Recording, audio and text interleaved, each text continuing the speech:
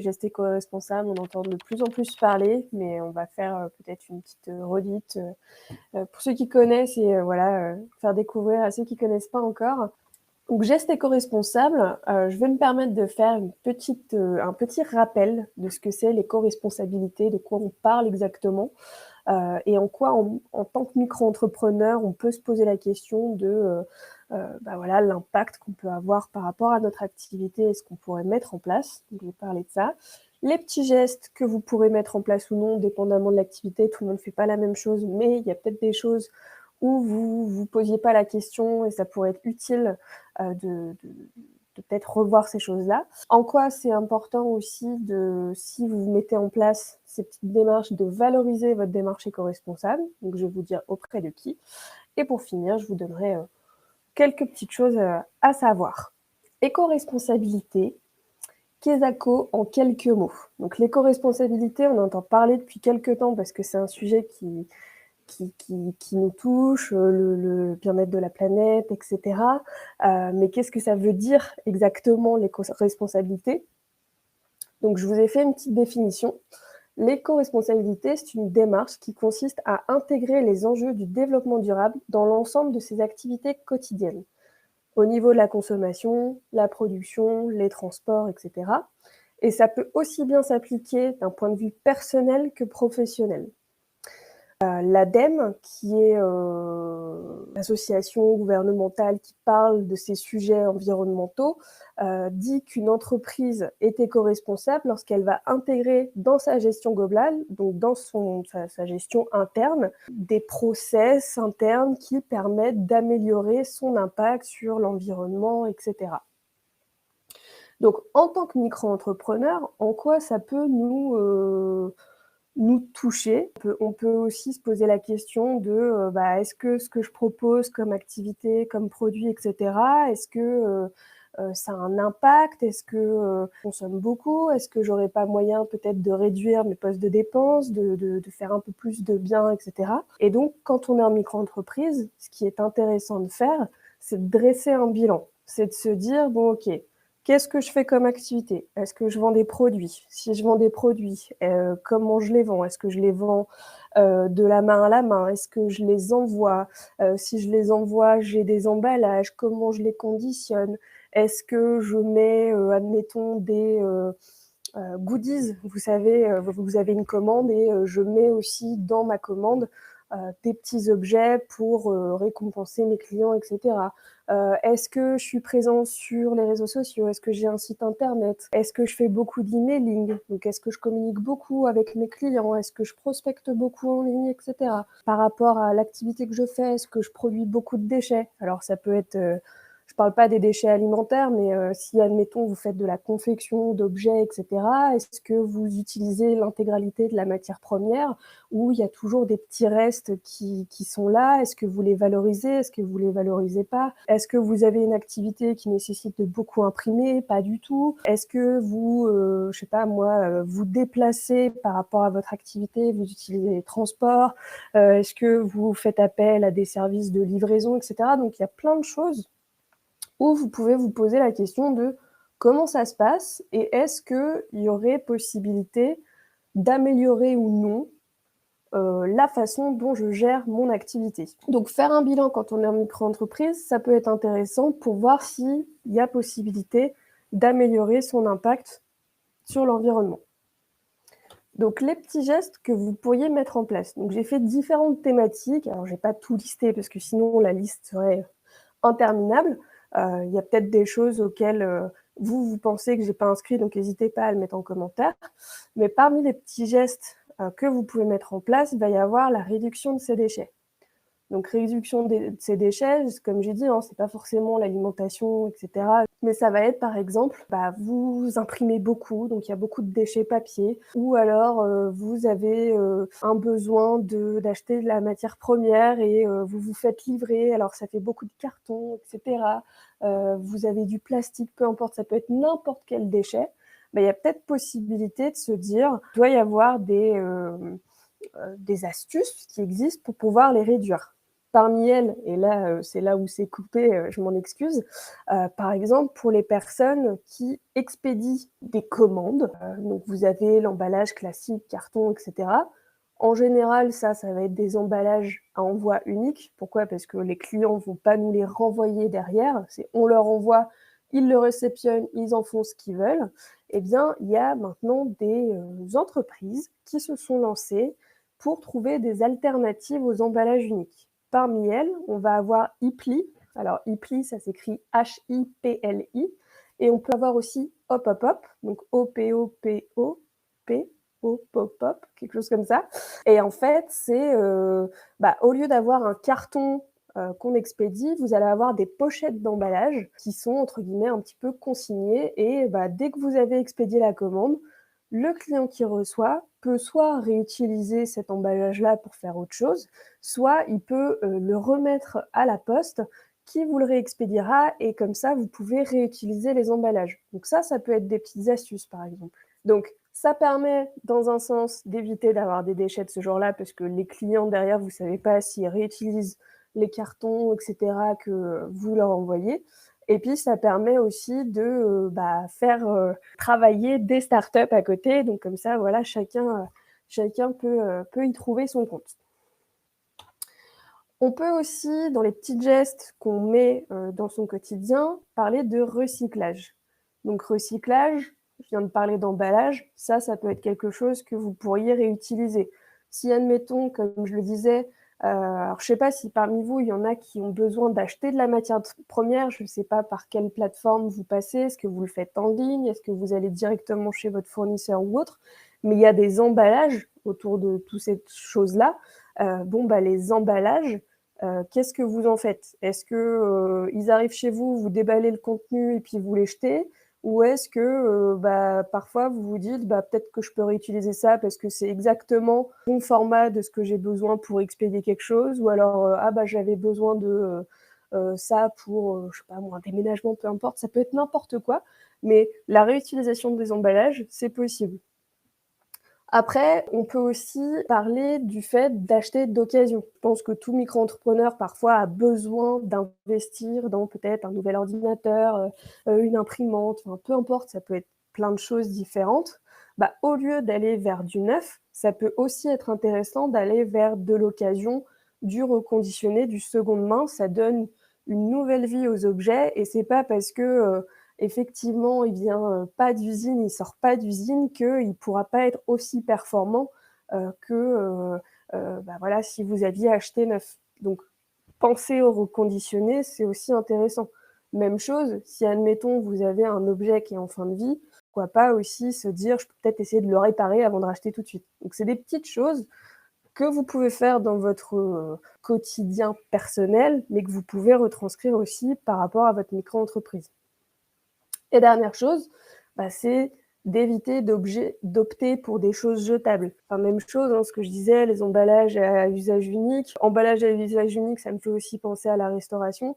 La restauration, il y a beaucoup de couverts, ce genre de choses-là. Le plastique, on sait que maintenant, les emballages plastiques, les couverts en plastique vont disparaître. Techniquement, vous êtes plus censé les utiliser derrière. Il y a des alternatives, peut-être en bambou, ce genre de choses-là, qui peuvent être utiles. Il y a plein d'entreprises qui se sont lancées dans ces secteurs-là parce que c'est ce qui est demandé maintenant.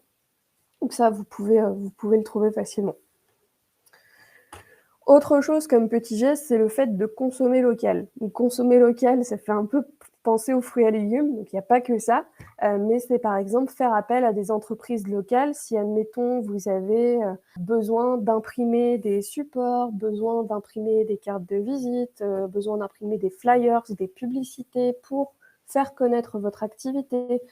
Si vous avez besoin d'acheter des matières premières, ce genre de choses-là pour votre micro-entreprise, au lieu de passer sur, admettons, des sites internet ou autres, ou des grandes plateformes qui permettent d'avoir rapidement des choses, je ne donnerai pas de nom, mais je pense que ça parle à tout le monde, même si c'est rapide et pas cher, il y a peut-être la possibilité que là où vous vous trouvez, il y a peut-être un imprimeur, un transporteur, peu importe, qui propose ces services-là, et ça permet aussi de faire travailler votre communauté au niveau local. Parfois, ça coûte un peu plus cher, en effet, mais ça peut permettre de faire travailler des acteurs de ce secteur.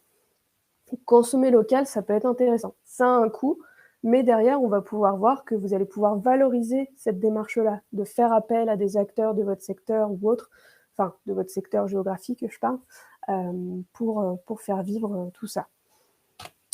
Ensuite, on peut parler d'énergie comme petit geste. Énergie, alors là, moi, je prends des exemples que moi, qui ne suis pas micro-entrepreneuse, j'essaye d'appliquer dans mon quotidien au travail. Par exemple, ceux qui utilisent un ordinateur, bon, bah, à la fin de la journée, ça peut être intéressant de l'éteindre. Ça peut être intéressant de ne pas le laisser brancher en permanence. Pourquoi? Parce que de une, pour la planète, c'est pas top d'avoir quelque chose qui utilise de l'énergie alors que techniquement la batterie elle est peut-être chargée depuis 4 heures. C'est bon aussi pour votre appareil. Pourquoi? Parce que d'être branché en permanence pour la vie de votre batterie, c'est pas top. Donc c'est des petites astuces. Donc après, il y a d'autres produits qu'un ordinateur que vous pouvez débrancher. L'imprimante, elle a peut-être pas besoin d'être branchée en permanence.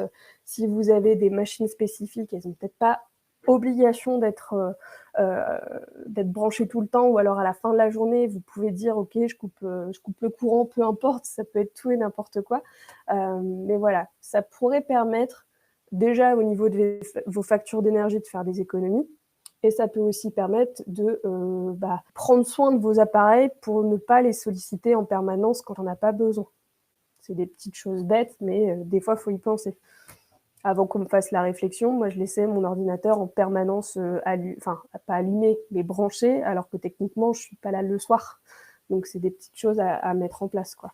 Ensuite, il y a le fait de réduire son empreinte carbone. Son empreinte carbone, c'est quoi? C'est chaque personne qui fait quelque chose. Vous prenez le train, vous prenez l'avion, vous consommez différentes choses, peu importe, vous prenez la voiture, vous avez une empreinte carbone.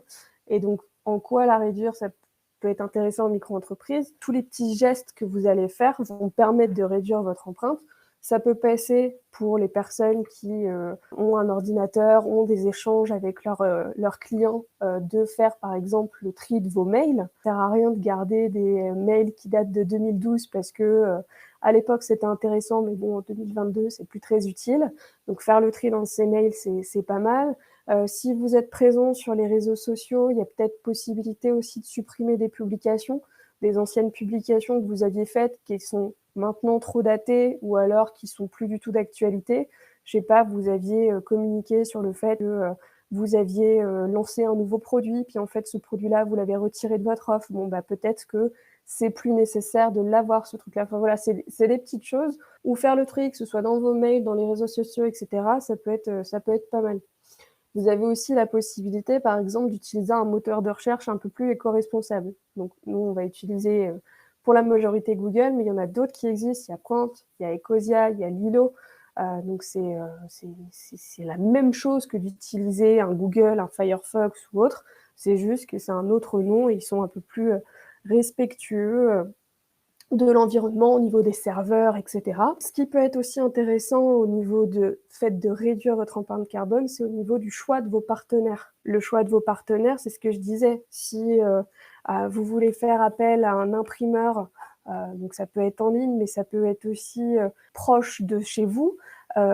Si c'est quelqu'un qui a engagé dans ses process des démarches éco-responsables, qui fait attention à sa production, qui fait attention aux autres, s'il partage ces mêmes valeurs-là, ça peut être intéressant parce que ça prouve que vous savez vous entourer de différentes entreprises, etc., qui ont cette fibre-là, cette demande-là. C'est de plus en plus, entre guillemets, c'est de plus en plus demandé quand on vous dit est-ce que ça vous intéresse, l'écologie, etc.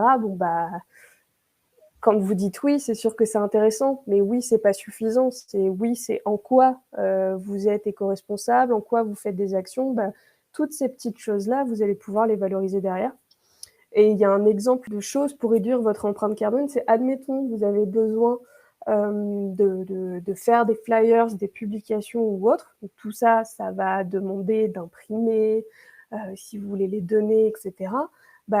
Vous avez la possibilité de réfléchir à un design sur vos visuels un peu plus éco-responsable et moins énergivore. En quoi moins énergivore? C'est parce que, par exemple, lorsque vous, créez un visuel, vous allez choisir une police d'écriture, des couleurs, des images et cetera. Bah, tout ça, le fait d'imprimer, de créer, ces visuels-là, ça prend de l'énergie et il y a des polices qui sont un peu plus, denses que d'autres, qui nécessitent un temps de téléchargement un peu plus dense, que les autres et ben, de faire attention à ce qu'on utilise, même aux couleurs ou autres et ben, ça permet de réduire un peu son impact aussi sur le numérique ou autre. Donc ça, c'est des petites astuces. Et dernière chose que vous pourriez faire pour réduire, votre impact, c'est d'améliorer votre espace de travail. L'amélioration, par rapport à quoi? Bah, par exemple, vous avez une pièce dédiée chez vous, pour faire votre activité. Est-ce qu'elle est éclairée, pas éclairée? Est-ce que vous êtes proche d'une fenêtre ou autre? Bon, bah, par exemple, si vous êtes proche d'une fenêtre comme moi, c'est le cas, bon là, pour le webinaire, il faut que ce soit un peu plus visible, donc j'ai allumé la lumière, mais moi, ça m'arrive de travailler avec la lumière naturelle ou j'allume pas la lumière, bah, ça, c'est des petites astuces, par exemple. Vous n'êtes pas forcément obligé d'avoir la lumière s'il fait super beau dehors ou ce genre de choses. Si, admettons, vous êtes dans une pièce où il fait bon, bah, il n'y a peut-être pas besoin de mettre le chauffage ou la clim. Voilà, c'est des petites choses qui peuvent aussi aider de réduire vos factures, parce que c'est aussi en ça que ça peut être pas mal, réduire vos factures d'électricité ou autre, parce que ça peut grimper vite. Et pour finir, bah, je l'ai déjà dit, mais je le répète, s'équiper de seconde main si vous avez besoin d'acheter un bureau, d'acheter, je sais pas moi, une lampe, un siège ou autre, bah ça peut être aussi l'occasion de donner une seconde vie à des objets, quoi. De consommer de façon plus responsable. Et toutes ces petites choses-là que vous allez faire, bah, vous allez pouvoir valoriser votre démarche. Donc, valoriser votre démarche auprès de vos clients, auprès de toutes les personnes qui pourraient être intéressées par ce que vous proposez, parce que le fait de proposer des démarches éco-responsables, ça va permettre d'essayer de toucher le plus de personnes possible qui peut-être elles-mêmes vont se dire, bon, bah, tu vois, j'ai tel micro-entrepreneur qui a mis ça en place, je trouve ça top. Bah, moi, je me dis qu'à mon échelle, je peux aussi le faire. Puis chacun peut faire aussi des petits gestes à leur tour. Donc, ça peut être pas mal. Et de sensibiliser vos clients à ces enjeux environnementaux-là, vous pouvez aussi les récompenser, donc ça peut être de différentes façons, hein. Si vous dites que, bah, voilà, vous avez mis en place, des choses, vous faites des challenges à vos clients vous prouvent que, eux aussi ont mis en place ces choses-là, vous pouvez leur faire des offres, hein. Ça peut être plein de choses, puis les gens, ça peut aussi les, fidélise, voilà, c'est ça que je cherchais, ça peut permettre de fidéliser les gens. Et si, admettons, bah, vous mettez en place ces petits gestes-là, peut-être que certains qui n'auraient pas forcément fait appel à vous au départ vont peut-être remarquer que vous êtes soucieux de l'environnement, de tout ça, et peut-être faire appel à vous parce que vous partagez leurs valeurs. Donc ça peut être aussi une bonne chose parce que les enjeux climatiques, l'environnement, et cetera, c'est quelque chose qui touche de plus en plus et on va de plus en plus vers ces démarches-là. Donc voilà, tous les petits gestes peuvent vous permettre de sensibiliser vos clients et peut-être toucher une clientèle dont vous auriez peut-être pas entendu parler si c'était pas mis en place, par exemple. Et donc, dernière chose dont je voulais vous parler, alors c'est au niveau des labels. Ça peut très bien vous parler à vous en tant que micro-entrepreneur, mais aussi, par exemple, si vous voulez faire appel à des entreprises qui se disent écologiques, éco-responsables, etc. Il y a des labels qui existent et qui peuvent prouver qu'effectivement, ces entreprises-là, elles ont entamé, que ce soit dans leur process interne, que ce soit au niveau des produits qu'elles proposent, etc., des choses qui vont faire qu'effectivement, elles sont bien engagées dans des démarches éco-responsables.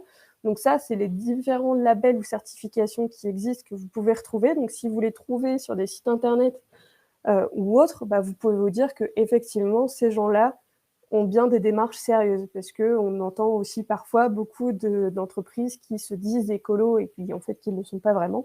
Donc ça peut être aussi gage de vérité, entre guillemets, si je peux dire ça. Donc on a engagé RSE au niveau de l'AFNOR, qui permet en fait aux entreprises qui respectent des critères d'être labellisées et de dire qu'ils ont des démarches RSE éco-responsables. Il y a l'écolabel européen, donc ça c'est pour les produits au niveau des consommateurs.